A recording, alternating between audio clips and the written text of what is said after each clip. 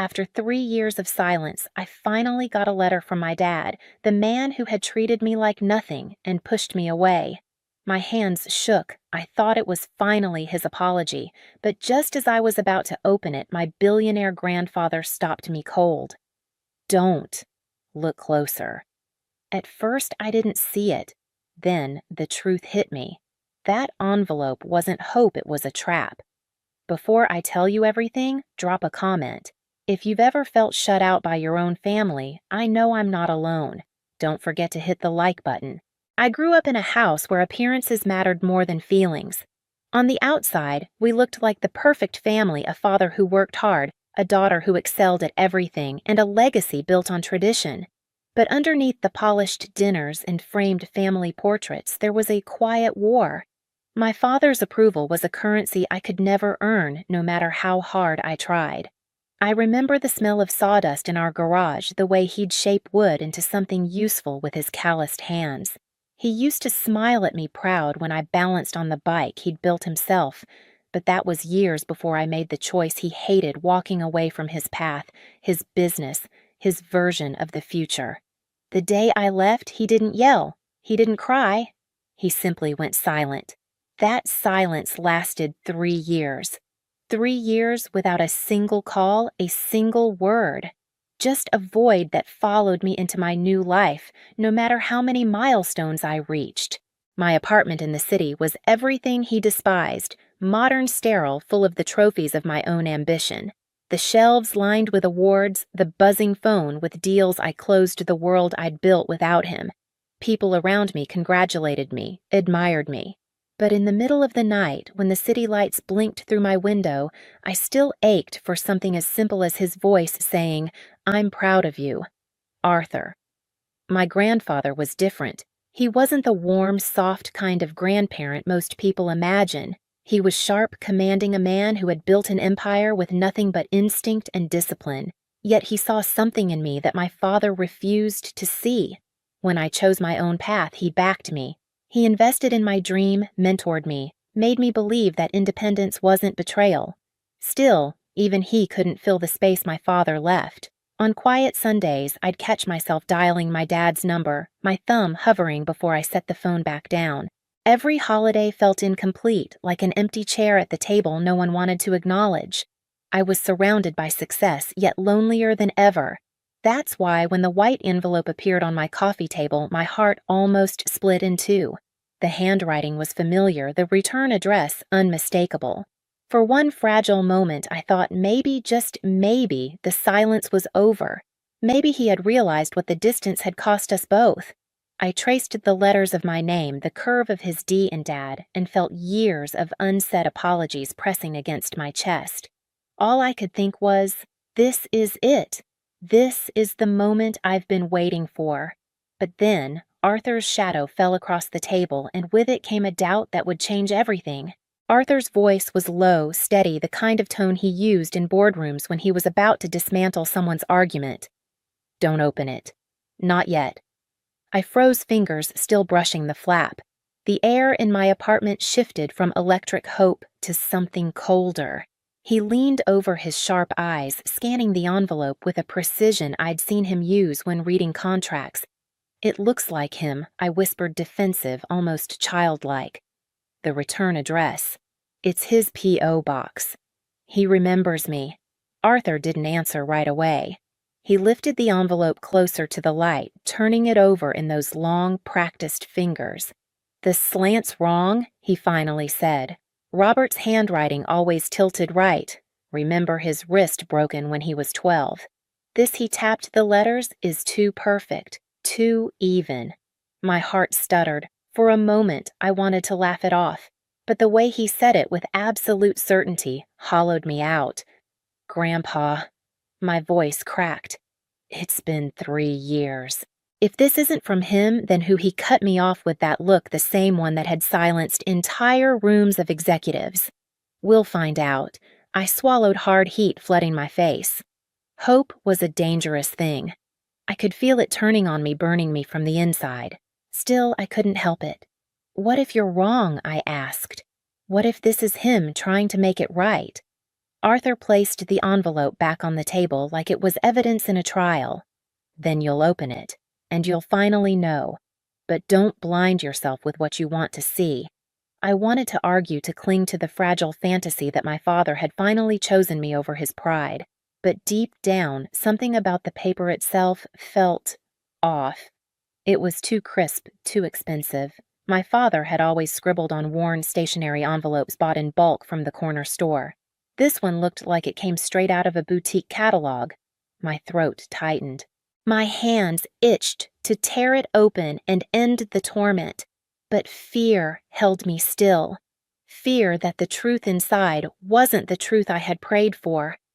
"Open it," Arthur said finally, his voice like a gavel.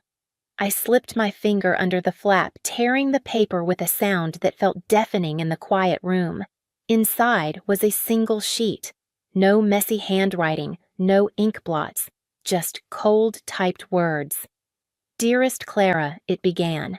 I read aloud, my voice hollow. It spoke of a dire financial situation, of a deadline, of losing everything unless I wired $50,000 immediately. At the bottom, "Your loving father, Robert." My chest caved in. $50,000 my father had never begged. He'd never written letters this sterile, this transactional. And the cruelest part was the sign-off, "Your loving father." 3 years of silence reduced to a cash demand. Arthur didn't need to read it. He'd already seen enough. His jaw tightened, eyes cold with recognition. "It's a scam," he said flatly. "Not from him. Someone knows your story, Clara. They're weaponizing your pain." The words hit harder than the letter itself. Someone out there knew about our silence. Someone had studied us, known exactly where to cut. My hands shook not with hope this time, but with rage. I pressed the letter flat on the table, forcing myself to look at every line. Whoever had written this wasn't a stranger on the internet. This was personal. Too personal. Arthur's gaze burned into me. The question isn't what this is, it's who. And in that moment, the dread in my stomach told me the answer might already be close to home. I couldn't sleep that night. The letter lay on my coffee table, like a loaded gun, silent but deadly. Every time I closed my eyes, I saw my father's face, the last time we spoke, hard, distant, his silence cutting deeper than any insult could. For 3 years, I had convinced myself that silence was better than conflict. Now I wondered if my avoidance had made me blind to something far worse. Arthur didn't leave. He sat in the armchair across from me, his phone glowing in the dark, thumbs moving with the speed of a man used to solving problems in real time. Around 2 a.m., he looked up. "I have a private investigator starting a trace on that account number. Whoever sent this didn't cover their tracks as well as they think." I nodded, though my chest still ached with something heavier than logistics. "What if it really is him?" I whispered. "What if Dad's fallen that far?" Arthur's eyes softened for just a second. Then they hardened again, steel behind glass. "If it is him, we'll deal with that truth. But if it's not—" He let the sentence trail off. He didn't need to finish. By morning, I felt hollow. My apartment was littered with half-drunk coffee cups, takeout containers, and the echo of words I'd never said to my father. I picked up the phone more than once, thumb hovering over his number before setting it back down again. If he was behind, this would he even answer? And if he wasn't? What then? At noon, Arthur's investigator called back. The account was linked to a cryptocurrency wallet routed through multiple servers, but one trace flickered an IP address that matched a residence we both knew too well. Susan, my father's ex-wife. The name landed like a stone in my gut. I remembered her perfume, cloying and expensive, how she used to lean against the kitchen counter with a glass of wine, eyeing me like I was competition instead of family. She had always despised me, always whispered that I was selfish for choosing myself over tradition. Now the puzzle pieces snapped together with a cruelty I couldn't ignore. "She knows," I murmured. "She knows about the silence. She knows he hasn't spoken to me in years. She knew exactly how to make me believe it." Arthur gave a grim nod. "She's bleeding him dry, and now she's coming after you." For the first time in years, I felt something sharper than grief. I felt anger, the kind of anger that clarifies instead of clouds. I went to the kitchen, grabbed a notebook, and began writing. Not a letter, but a plan. I listed what we knew: Susan's gambling debts, the divorce settlement already squandered, the fake letter meant to exploit me. I wrote until the pages blurred. "Clara," Arthur said finally, leaning forward, his voice quieter than I'd ever heard it. "This isn't just about her stealing money. This is elder financial abuse. What she's doing to your father, it's illegal. And it's cruel." The words settled heavy in the room. Elder abuse. My father wasn't just distant or stubborn, he was vulnerable, and Susan had turned his loneliness into a weapon. I closed my notebook and looked Arthur in the eye. My voice came out steadier than I felt. "Then we fight back, not with silence. Not this time." He gave a small, approving smile. "Good, because the day they come back from their trip, we'll be ready." For the first time since that envelope appeared, I felt the balance shift. I wasn't just the daughter waiting for an apology anymore.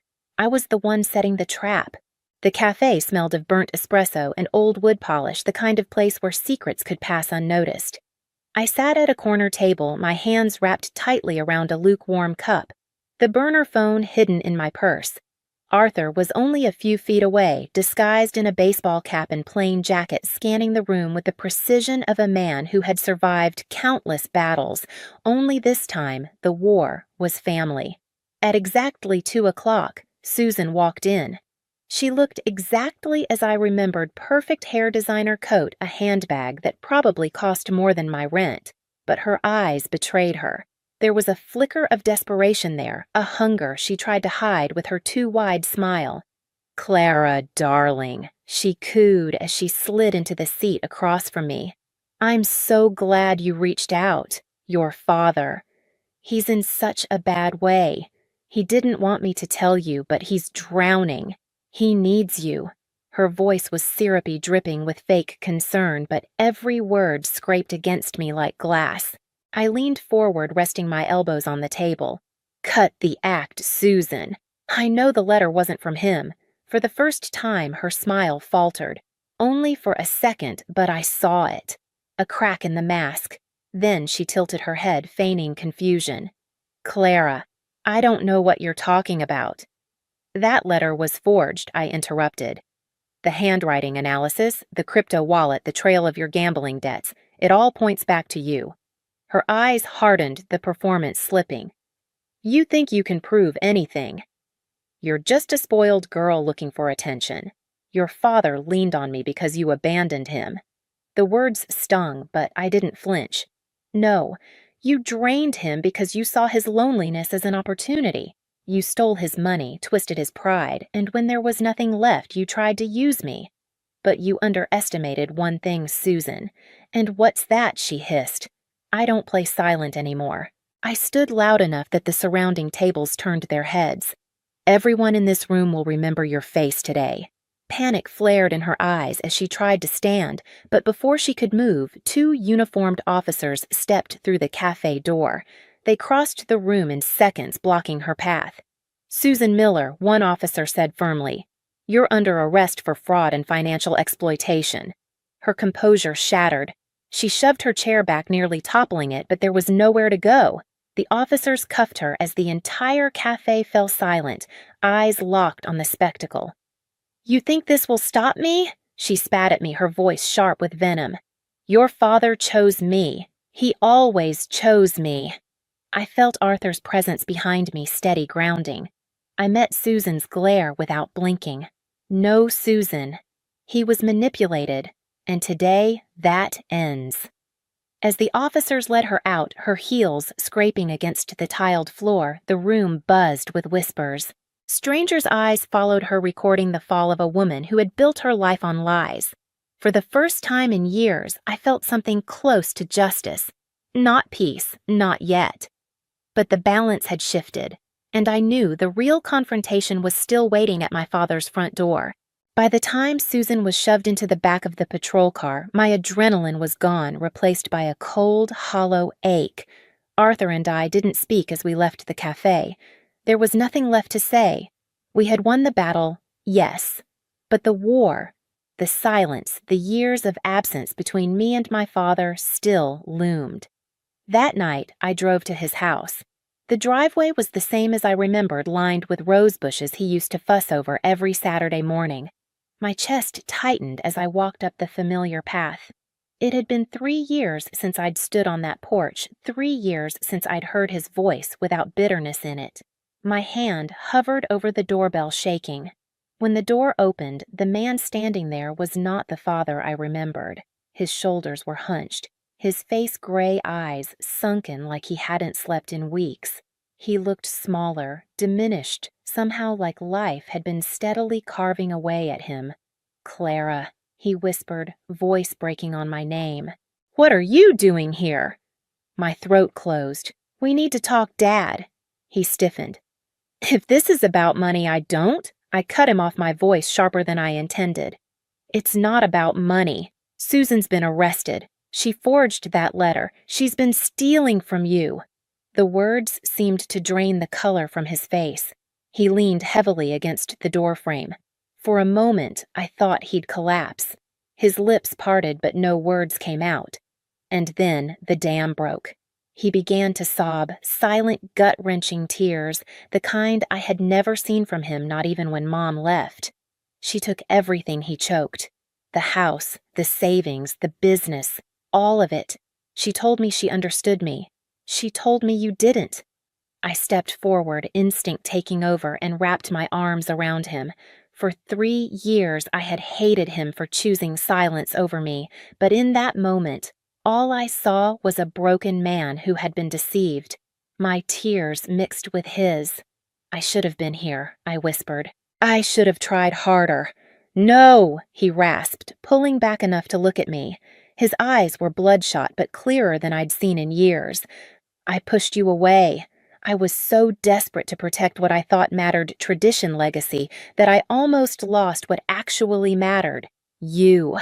The words hit me harder than any apology could. For years, I had craved his approval, his pride. Now, standing in the wreckage of his mistakes, he finally saw me. Not as a disappointment, not as a betrayal, but as his daughter. We sat in his living room for hours, talking through the silence we had both carried like chains. He told me about Susan, how she'd swept in during his loneliness, how she had filled the void I left with sweet words and manipulation.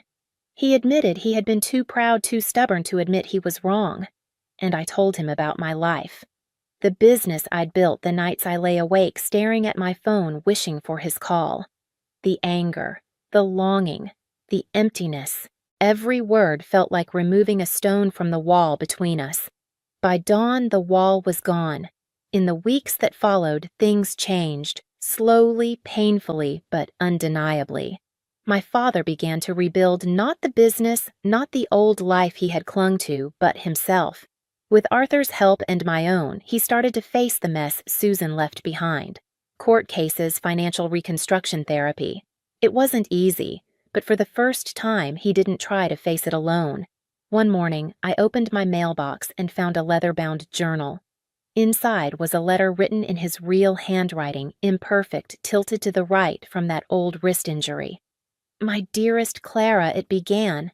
"I can't undo the silence of the past 3 years, but I can tell you this, I was wrong. You are not my disappointment. You are my legacy. Not the business, not the tradition. You, your strength, your courage, your heart. That is what I am proud of." The words blurred as tears filled my eyes. For the first time in years, the silence was gone, not broken by lies, not by scams, but by truth. I closed the journal and pressed it to my chest. The scars of those years would always remain, but they no longer defined me. They no longer defined us. And as my phone buzzed later that evening with a text from him, "Dinner tomorrow. My treat," I realized something. Sometimes it takes betrayal to reveal love. Sometimes it takes a trap to bring the truth into the light. We weren't just father and daughter again. We were survivors, and we had finally found our way back. Looking back now, I realize the letter that nearly shattered me was also the thing that saved us. It forced the silence to break, dragged the truth out into daylight and made us face what we'd been running from. My father lost his money, his pride, and almost his family. But in losing it all, he finally found the courage to hold on to me. If you've ever felt abandoned, used, or betrayed by the very people meant to protect you, you're not alone. Family doesn't always mean loyalty, but justice, love, and truth will always outlast betrayal. And if this story struck a chord with you, drop a comment, share your own experience, and hit subscribe so you don't miss the next one. Because sometimes the stories we survive are the ones worth telling.